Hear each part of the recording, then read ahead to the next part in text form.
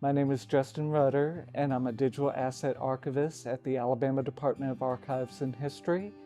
And today I'm talking about digitizing color images of our 1867 voter registration books.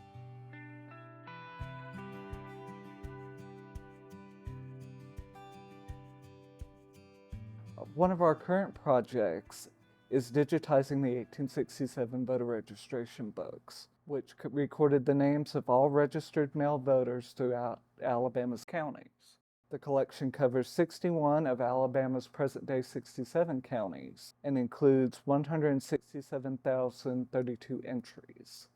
It's another way besides the census record, the U.S. Census record, to trace ancestors, and especially it's helpful for African Americans. The 1867 records are probably the first ones we have of the full name of the African American man. Enslaved people were typically, you might get a first name in a will where the enslaved were deeded to a descendant in the family, but that was not always the case. Well, of course, there were a lot of plans for how Reconstruction should play out after the end of the Civil War.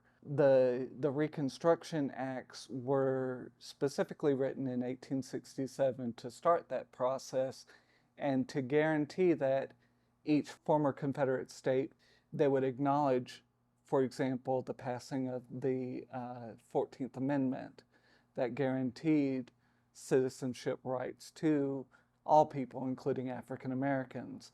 And they would have to incorporate that into newly written state constitutions.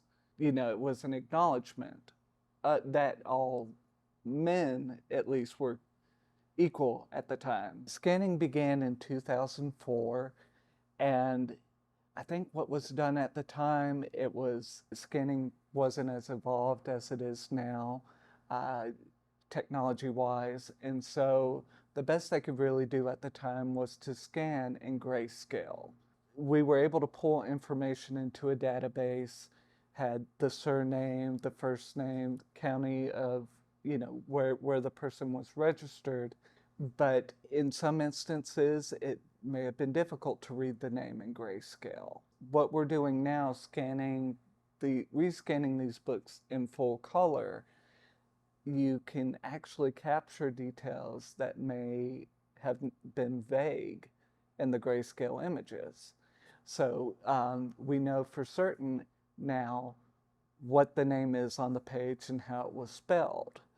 These records help family historians to trace their African American ancestral journeys from slavery to freedom, overcoming the challenges of a lack of information in the 1870 census, often referred to as the genealogical brick wall.